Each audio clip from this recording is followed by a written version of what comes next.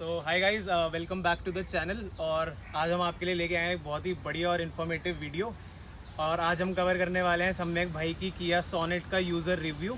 तो 1 साल हो गया इसको अब गाड़ी लिए हुए, तो इससे पूछते हैं कि कैसा रहा इसका एक्सपीरियंस एंड क्या पॉजिटिव्स थे, क्या नेगेटिव्स थे, एंड और कौन कौन सी गाड़ियाँ थी इस बजट में जो इसने ऑब्वियसली देखी होंगी उस टाइम पे। तो आओ वीडियो शुरू करते हैं। तो गाइज सम्यक हमारे साथ जुड़ चुके हैं एंड सबसे पहला क्वेश्चन जो सबके दिमाग में आता है कि किया सोनेट ही क्यों ली। भाई तो ये बेसिकली सोनेट का HTK प्लस मॉडल है और ये गाड़ी मैंने ली थी दिसंबर 2020 में। तो उस समय बेसिकली क्या था कि हम मार्केट में निकले थे, बजट था कुछ अराउंड 7 to 8 लाख का। तो एक छोटी गाड़ी हम देख रहे थे, स्विफ्ट बलिनो टाइप की कोई गाड़ी। तो हमने ग्रैंड आइटन नियोस भी देखी थी और नियोस हमने बुक भी कर दी थी। बट फिर नई मार्केट में आई थिंक सितंबर में ये गाड़ी लॉन्च हुई थी। तो सितंबर में जब लॉन्च हुई हम देखने गए तो हमें काफ़ी वैल्यू फॉर मनी लगी कि जिस प्राइस सेगमेंट में अगर हम 1-1.5 लाख रुपए ऊपर डालते हैं तो एक हमारा सेगमेंट अबव हो जाएगा उसमें। तो यही प्रोसेस था। तो हम सोनेट देखने गए और गाड़ी फिर अच्छी लगी, पसंद आई तो हमने बुक कर दी और दिसंबर में ये गाड़ी हमें मिल गई। तो एज एन इंडियन सिटीजन सबसे पहली चीज़ जो हमारे दिमाग में आती है वो आती है कि गाड़ी की एवरेज क्या है। तो हमने सुना है कि किया के इंजन्स जो हैं वो थोड़ी सी I think comparatively less average देते हैं। तो एवरेज को लेके कैसा फीडबैक रहा स्टार्टिंग विद द सिटी। भाई एवरेज तो देखो इस गाड़ी से एक्सपेक्ट मत करना, क्योंकि एवरेज तो अभी देखो सिटी में अगर हम चलते हैं तो मीटर में 10 से 11 की एवरेज वो शो करता है। बट जो मैंने देखा है इसकी फ्यूल की सुई बहुत जल्दी नीचे आती है। तो और आई थिंक शुभम भाई के पास भी किया है तो वो भी जानते हैं कि किया के इंजन से एवरेज निकालना थोड़ा मुश्किल ही रहता है। तो सिटी में तो कम आती है खैर, बाकी compare to the same models में और बाकी गाड़ियों में जो इसी टाइप्स की हैं। तो हाईवे का एक्सपीरियंस कैसा रहा तेरा? भाई हाईवे ज़्यादा तो मैं नहीं लेके गया हूँ, बट जितनी बार लेके गया हूँ जैसे कि अभी एक ट्रिप हमने राजस्थान तक का किया था तो वहाँ पर एवरेज अराउंड 14 की इसने मेरे को शो करी थी अप डाउन के ट्रिप में। तो एवरेज इसमें बेसिकली एक मेन इशू ये है कि गाड़ी में 6th गियर की बहुत कमी है। अगर 6th गियर इसमें हो तो RPM डाउन रहे। अभी क्या होता है कि 100 पे अगर गाड़ी चल रही है तो गाड़ी रहती है 3000 RPM पर, तो उससे भी एवरेज में काफ़ी इम्पैक्ट आता है। ओके, तो ये तो था हमारे एवरेज का। बाकी गाड़ी में एक दूसरी चीज़ होती है कि अब आपने गाड़ी ले ली है, आपने इन्वेस्ट कर दिया एक इनिशियल अमाउंट, तो आप उसी अमाउंट में एक अच्छा सर्विस एक्सपीरियंस और आफ्टर सेल सर्विस जो बेसिकली गाड़ी के प्रोवाइडर देते हैं वो कैसा रहा आपका एक्सपीरियंस? मतलब जो आप शोरूम लेके जाते हो, और अभी तो आई थिंक फ्री सर्विस चल रही होगी या पेड भी हो गई है? अभी फ्री चल रही हैं, अब जो दिसंबर में सर्विस होगी वो पेड होगी। अच्छा, तो अभी तक का जो भी एक्सपीरियंस था फ्री सर्विस को लेके वो कैसा रहा? एक्सपीरियंस किया के साथ मेरा तो देखो बहुत अच्छा रहा है। जो सर्विस सेंटर है घर के पास साहिबाबाद एरिया में वो सर्विस सेंटर पड़ता है किया का, तो वहाँ पे एक्सपीरियंस मेरा तो अच्छा रहा है काफ़ी।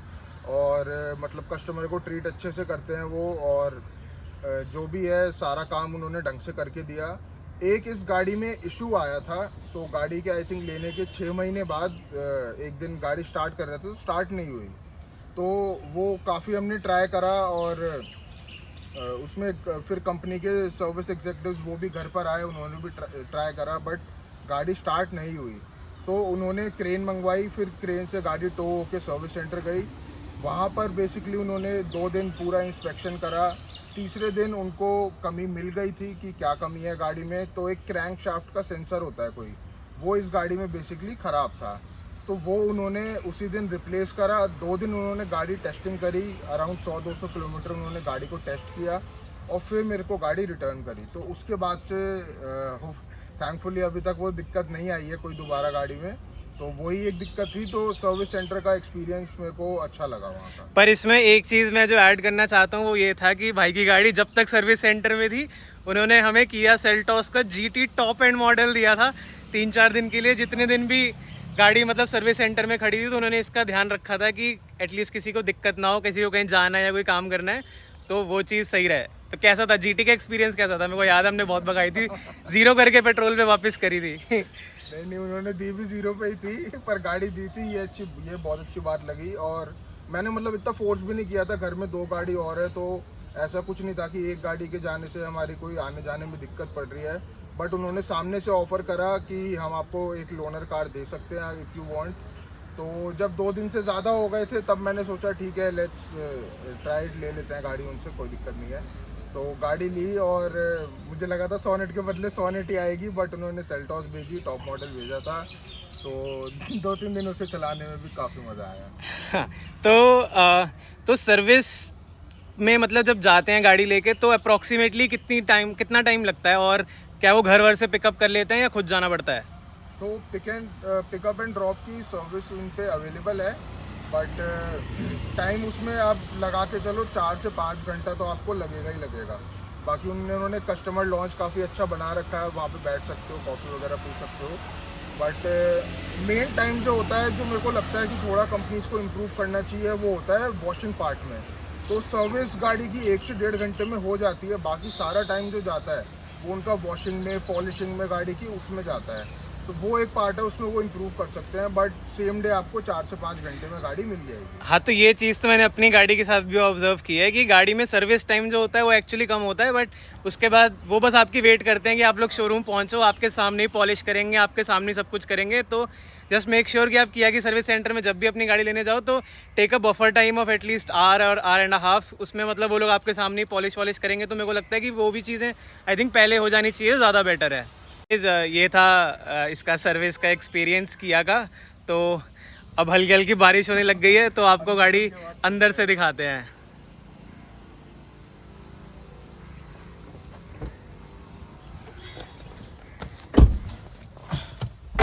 हम गाड़ी के अंदर आ चुके हैं, बाहर तो बारिश हो गई, तो कंटिन्यू करते हैं। तो सम्यक, मैं ये जानना चाहता हूँ कि इसमें और कौन कौन सी गाड़ियाँ जैसे बजट में आती हैं, क्योंकि मैंने सुना है कि सेम बजट में ही हमारे पास वेन्यू भी आ जाती है, हमारे पास नेक्सॉन भी आती है। तो उन गाड़ियों की तरफ इतना ध्यान क्यों नहीं रहा और किया सोनेट ही क्यों ली? तो इसमें भाई बेसिकली वेन्यू भी हम देखने गए थे। तो वेन्यू में क्या था कि जो फ्रंट का उसका लुक है वो इतना बोल्ड नहीं लगा मेरे को। तो सोनेट के कंपैरिजन में उसका लुक थोड़ा सा मेरे को, और थोड़ी गाड़ी छोटी लग रही थी वो। हालांकि है सेम साइज, दोनों की डायमेंशंस ऑलमोस्ट सेम है, बट जो विजुअल अपीयरेंस होता है वो सोनेट का मेरे को थोड़ा बेटर लग रहा था। तो वेन्यू तो इसलिए रिजेक्ट हुई। नेक्सॉन हमने देखी थी। नेक्सॉन में बेसिकली जो वेरिएंट आता, जो कि इस प्राइस में आता, तो ये गाड़ी बेसिकली मैंने 9.5 लाख की ली थी, और ये HT के प्लस मॉडल है जैसे बताया। तो इसके कंपैरिजन में नेक्सॉन का जो वेरिएंट आता है वो XM वेरिएंट आता है। तो वो हमने देखा तो उसमें फीचर्स काफ़ी कम थे इस गाड़ी के मुकाबले। तो उसमें बेसिकली जैसे आपको ये ऑटोमेटिक क्लाइमेट कंट्रोल हो गया, ये नहीं मिल रहा था, टच स्क्रीन नहीं थी, नॉर्मल स्टीरियो था उसमें, और आई थिंक फॉग लैंप्स भी नहीं थे उस गाड़ी में, मेरे को याद नहीं ढंग से। तो ये कुछ चीज़ें थी जो उसमें मिसिंग थी, इसलिए फिर मतलब हालांकि मॉडिफिकेशंस का शौक है, बट कुछ बेसिक चीज़ें तो गाड़ी में होनी चाहिए। तो इस वजह से नेक्सॉन भी रिजेक्ट हो गई। और उस समय मतलब 2020 के आसपास किया कि काफ़ी हाइप थी मार्केट में। तो सेल्टॉस भी उनकी रिसेंटली हिट हुई थी गाड़ी, तो इस वजह से फिर सोनेट का ही प्लान बना। राइट। तो पर अब लगता होगा कि एक सनरूफ भी होनी चाहिए थी, इसमें सनरूफ नहीं है। तो आजकल जैसे 10 लाख के आसपास मॉडल्स में ना शुरू हो जाती है सनरूफ, जैसे वेन्यू में है, नेक्सॉन में और वो सब। तो मे बी अगली गाड़ी सनरूफ वाली।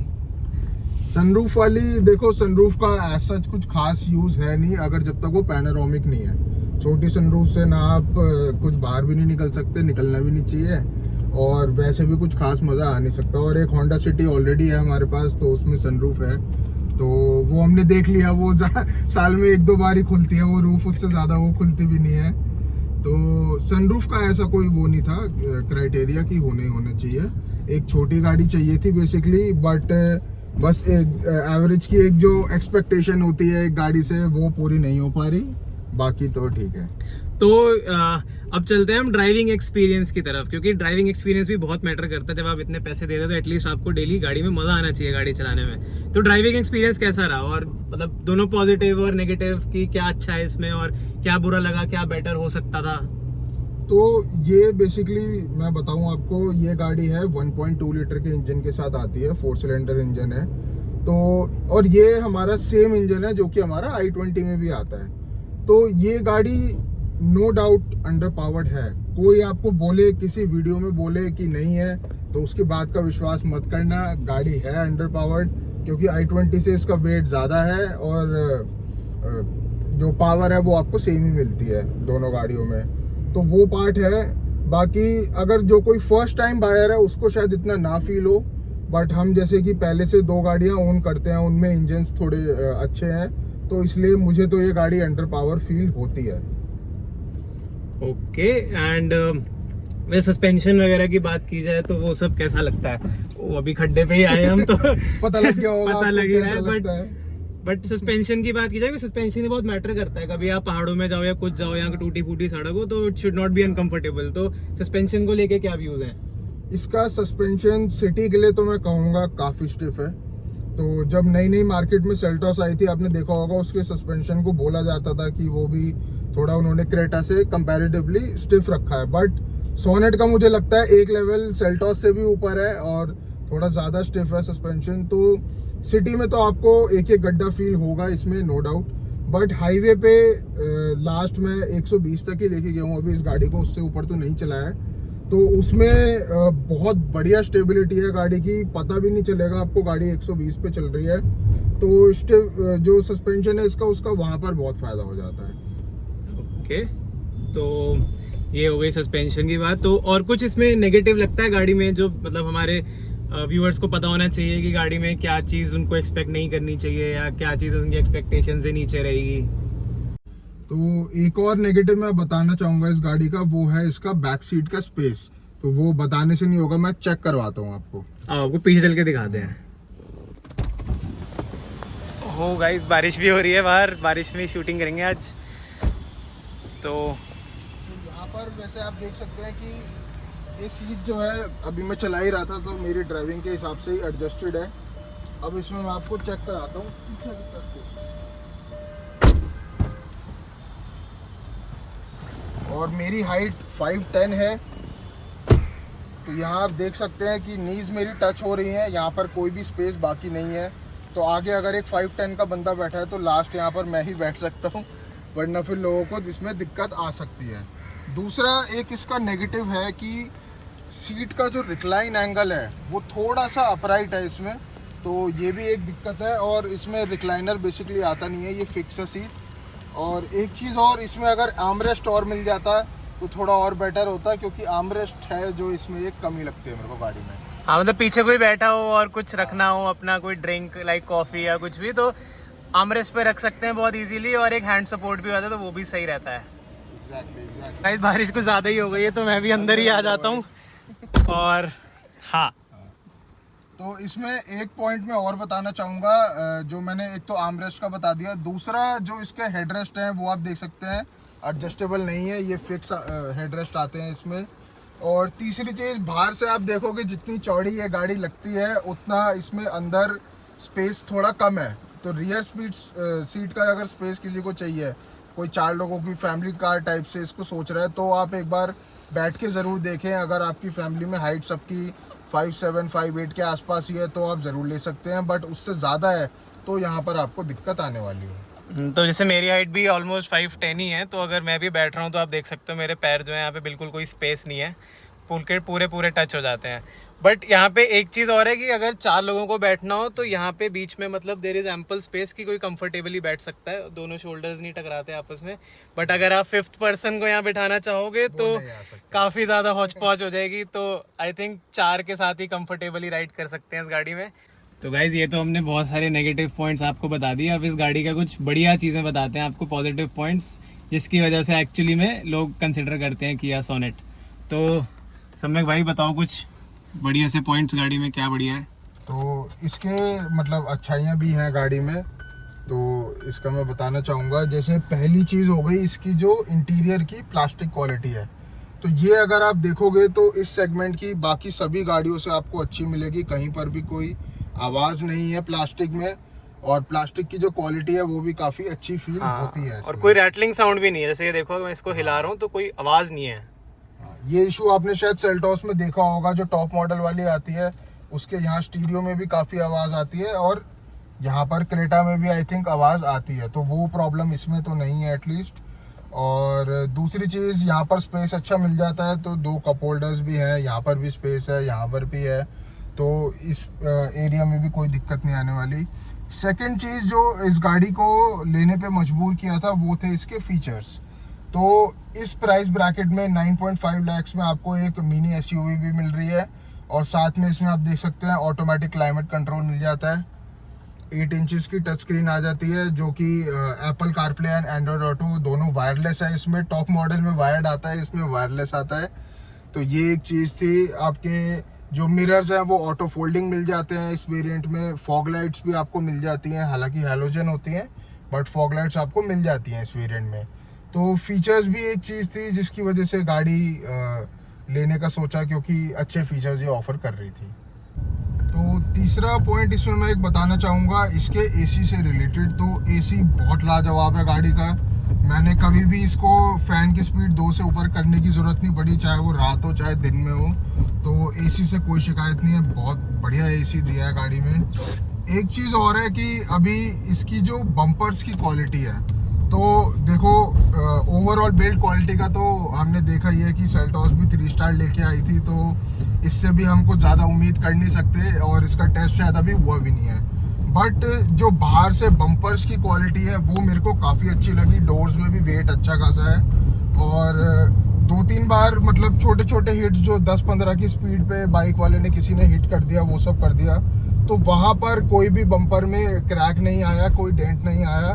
तो उस वजह से बम्पर्स अच्छे हैं। मेरे पास एक होंडा सिटी है, तो उसमें मतलब मैं अगर उससे कंपेयर करूँ तो वो 10 की स्पीड पे भी अगर कोई बाइक वाला उसमें हिट करता है तो उसमें डेंट आ जाता है, बट इसके साथ ऐसा केस नहीं है। बम्पर्स की क्वालिटी इसकी अच्छी है।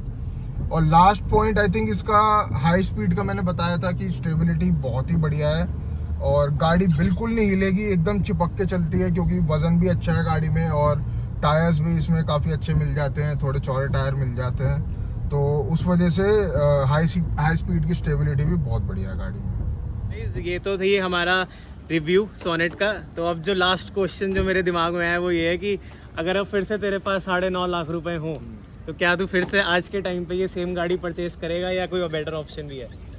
नहीं, अब अगर मेरे पास हो तो मैं थोड़ा सा बेटर इंजन वाली कोई गाड़ी लेना चाहूँगा। तो या तो XUV 300 एक गाड़ी है, उसकी तरफ मैं जाना चाहूँगा, चाहे उसमें 1-1.5 लाख रुपए एक्स्ट्रा डालने पड़े, वो कोई बात नहीं है। बट लुक्स वगैरह सब ठीक है, बट परफॉर्मेंस एक ऐसी चीज़ है जो गाड़ी में एटलीस्ट मेरे को तो चाहिए ही चाहिए। क्योंकि इंजन तुम बार बार नहीं बदलवा सकते, बट इंटीरियर एक्सटीरियर में आप बहुत सारा काम करवा सकते हो। तो गाइज़ ये था हमारा डिटेल्ड रिव्यू ऑफ किया सोनेट HTK मॉडल। एंड अगर आपको ये वीडियो पसंद आई है तो इस वीडियो को लाइक करें, अपने दोस्तों के साथ शेयर करें इसको। जो भी कोई देख रहा है कि किया के बारे में सर्च आउट कर रहा है या सोनेट लेने का प्लान है, तो उसके साथ शेयर करें, उस पर रिव्यू दिखाएं। And hope you like this video, and हमारे साथ आगे बने रहने के लिए, ऐसी वीडियोस देखते रहने के लिए चैनल को सब्सक्राइब करें। तो मिलते हैं ऐसी एक नेक्स्ट वीडियो में, तब तक के लिए